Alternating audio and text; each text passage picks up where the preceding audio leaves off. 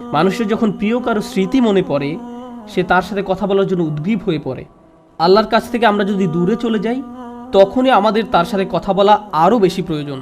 আমরা তার কথা শুনতে চাই, আর সেটি হলো আল্লাহ আমাদের দিয়েছেন। এই রমজান মাস জীবনের এক মহা সুযোগ। এই মাসটি এতই সুন্দর যে যেই ইবলিসের কারণে আদম আলাইহিস সালাম ভুল করেছিলেন, এই মাসে আল্লাহ তাকেও শিকল দিয়ে আটকে রাখেন। বিসমিল্লাহির রহমানির রহিম। In the name of Allah, the Beneficent. এই আসন্ন রমজান মাসে আমরা আসলে কি উদযাপন করতে যাচ্ছি তার একটি ভূমিকা আপনাদের নিকট উপস্থাপন করলাম। আমরা আল্লাহর প্রতিশ্রুতির বাস্তবায়ন উদযাপন করতে যাচ্ছি। আবার বুঝতে চেষ্টা করুন, একটি প্রত্যাশার প্রতিশ্রুতির বাস্তবায়ন উদযাপন করতে যাচ্ছি। আবার বুঝতে চেষ্টা করুন, আপনারা অনেকেই হয়তো মনে করেন যে আপনি একসময় আল্লাহর অনেক কাছাকাছি ছিলেন, আমি অনেক ভালো মানুষ ছিলাম, বা আমার হৃদয় এখনকার চেয়ে আগে আরও পরিষ্কার ছিল। কোনো কারণে হয়তো আপনি সেই পথ হারিয়ে ফেলেছেন, আরও অনেক দূরে চলে গিয়েছেন। এখন আপনার মনে হচ্ছে যে আপনি আল্লাহর কাছ থেকে এতই দূরে চলে গিয়েছেন যে আপনার আর কোনো আশা নেই। শয়তানের ধোকায় পড়ে আপনি একদম হারিয়ে গেছেন, একদম হারিয়ে গেছেন। আর আমি আপনাকে এটা বলতে পারি, আপনি বা আমি আল্লাহর কাছ থেকে নিজেদের যতই দূরে মনে করি না কেন, আল্লাহ প্রথম যেই মানুষটিকে জান্নাত থেকে দুনিয়ায় পাঠিয়ে দিলেন, সেই দূরত্বের সাথে আমাদের এই দূরত্বের কোনোই তুলনা চলে না। সেটা খুবই বড় ডিমোশন ছিল। এমন একজন যিনি আল্লাহর এত নিকটে ছিলেন যে আল্লাহ সরাসরি তাঁর সাথে কথা বলতেন। তারপর আল্লাহ তাকে বললেন, তোমার সাথে আর সরাসরি কথা বলবো না, এখন থেকে তোমার সাথে ওহী পাঠানোর মাধ্যমে কথা বলবো। এত বড় ডিমোশন সত্ত্বেও তার আশা ছিল যে আল্লাহর পাঠানো ওহীর মাধ্যমে আমি আবার আল্লাহর কাছাকাছি যেতে পারবো। কোরআন আপনাকে জাহান্নামে পাঠাতে আসেনি।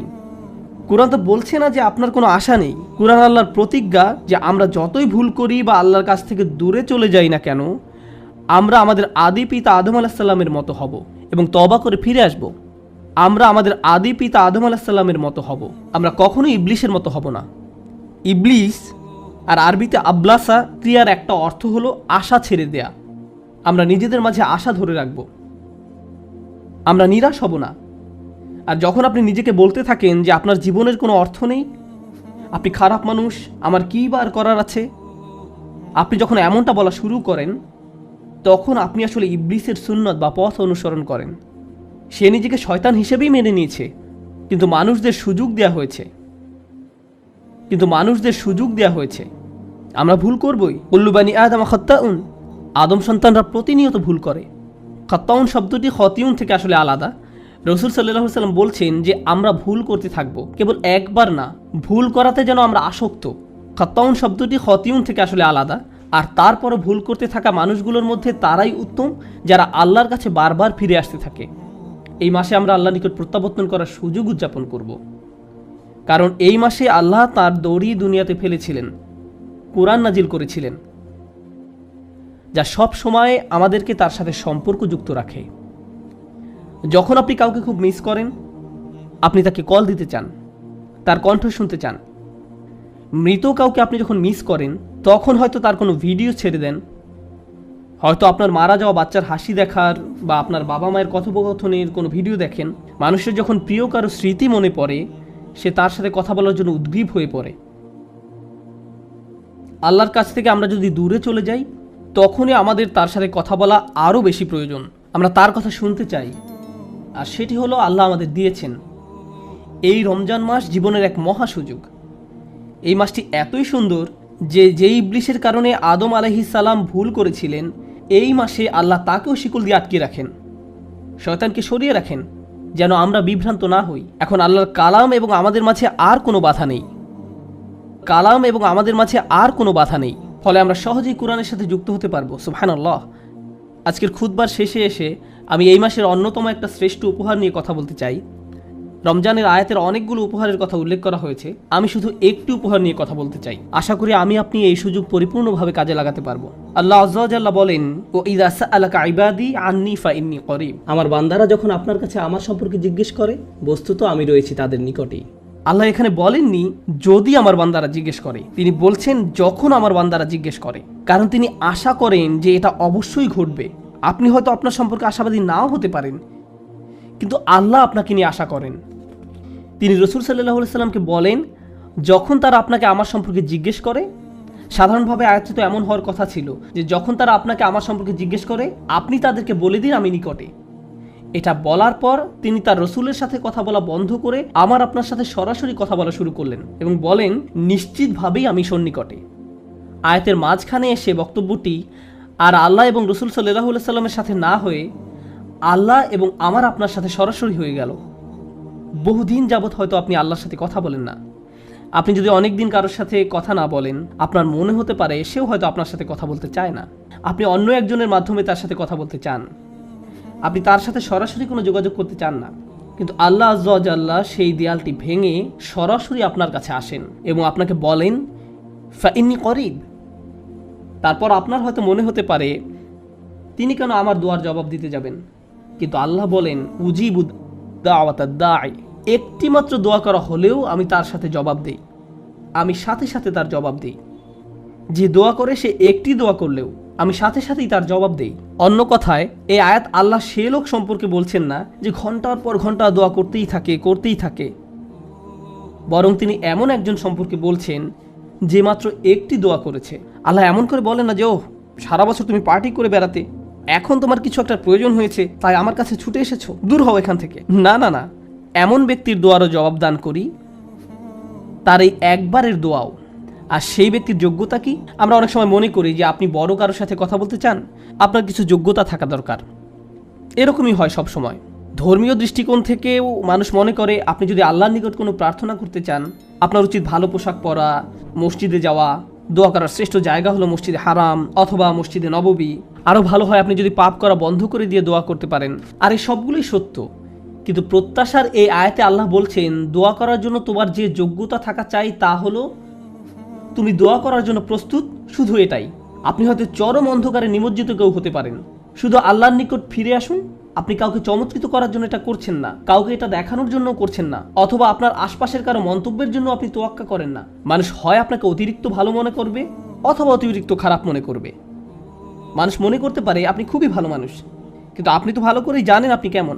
অথবা তারা মনে করতে পারে আপনি চরম কুপ্রবৃত্তির একজন মানুষ, আপনার মাঝে ভালো কিছুর অস্তিত্ব নেই। তারা আসলে আপনার সত্যিকারের অবস্থা জানে না। তো আল্লাহ জানেন, কিন্তু আল্লাহ জানেন এবং আপনি নিজে জানেন।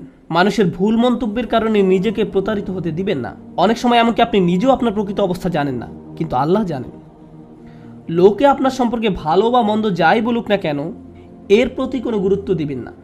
আপনি শুধু আল্লাহর নিকট ফিরে আসুন এবং তার নিকট দোয়া করুন। আশেপাশের সব কোলাহল ভুলে যান। আর যখনই আপনি দোয়া করবেন, ইযা দাআন, আল্লাহ সাথে সাথেই তার জবাব দিবেন। এ একটি রমাদান প্রসঙ্গে, বিশেষ করে আল্লাহ যেহেতু রমজান মাসে কোরআন প্রেরণ করেছেন, তাই এই মাসে তাকে ডাকতে থাকুন, আল্লাহর কাছে বিভিন্ন জিনিস চাইতে থাকুন, আল্লাহর সাথে কথা বলুন। এই মাসে তাকে ডাকতে থাকুন, আল্লাহর সাথে কথা বলুন যখন আপনি একা থাকেন, আল্লাহর সাথে কথা বলুন যখন আপনি গাড়িতে থাকেন। আপনাকে আরবিতে কথা বলতে হবে না, তার সাথে পাঞ্জাবি, বাংলা, ইংরেজি যে কোনো ভাষায় আপনি কথা বলতে পারেন। আপনাকে তার সাথে বইয়ের ভাষায় কথা বলতে হবে না, সাধারণ কথ্য ভাষায় কথা বলতে পারেন। আল্লাহ সব ভাষা বুঝেন। আপনি যদি কোরআনের ভাষায় কথা বলতে না পারেন, সমস্যা নেই। আল্লাহ আপনার নিকট থেকে সর্বপ্রথম যে বিষয়টা চান তা হলো তার সাথে আপনি যোগাযোগ করুন, তার সাথে কথা বলুন, তাকে ডাকুন। কতজন মানুষ আসলে আল্লাহকে ডাকে, তার সাথে কথা বলে, তার নিকট কাকুতি মিনতি করে, কান্নাকাটি করে। এভাবে একা একা আল্লাহর সাথে কথা বলার সময় কেউ দেখে ফেলবে ভেবে আমরা বিব্রত বোধ করি। আল্লাহর সাথে কথা বলুন যখন আপনি গাড়িতে থাকেন। মানুষ ভাবতে পারে আমার হয়তো মাথায় সমস্যা আছে। এটা কি বলা হয় ঈমান বিল গায়ব, অদৃশ্যের প্রতি বিশ্বাস। আপনি যদি বিব্রত বোধ করেন তাহলে মনে হতে পারে আল্লাহ আসলে আপনার কথা শুনছেন না। যদি আসলে বিশ্বাস করেন যে আল্লাহ আপনার কথা শুনছেন, তাহলে তার সাথে কথা বলুন। মানুষ যাই মনে করুক না কেন, এই কথোপকথন শুধু আল্লাহ এবং আপনার মাঝে। তাই তিনি আপনাকে প্রস্তাব দিচ্ছেন যে যখনই তুমি আমাকে ডাকবে, আমি সাথে সাথে তার জবাব দিব। আর এর বিনিময়ে তিনি আপনার নিকট একটা জিনিস চেয়েছেন, একটা অনুরোধ করেছেন, ফালিয়াস্তাজিবু লি। কাজেই তাদের কমপক্ষে আমার ডাকে সাড়া দেওয়ার চেষ্টা করা উচিত। আপনি আল্লাহর সাথে কথা বলছেন আর আল্লাহ বলছেন, হ্যাঁ আমি তোমার ডাকে সাড়া দিব, কিন্তু তোমারও আমার ডাকে সাড়া দেওয়া উচিত, বা অন্তত সাড়া দেওয়ার চেষ্টা করা উচিত। তিনি বলেননি সাড়া দাও, তিনি বলছেন সাড়া দেওয়ার চেষ্টা করো। ইস্তিজাবা, তুমি সাড়া দেওয়ার চেষ্টা করছো, এটা অন্তত আমাকে দেখাও। এখন আপনি যদি কারো ডাকে সাড়া দিতে চান, প্রথমত আপনাকে তার ডাক শুনতে হবে, কারো ডাক শুনতে না পেলে আপনার পক্ষে তো তার ডাকে সাড়া দেওয়া সম্ভব নয়। যদি কোনো প্রশ্ন করা না হয় তাহলে তার জবাব দেওয়ার কথা আসে না।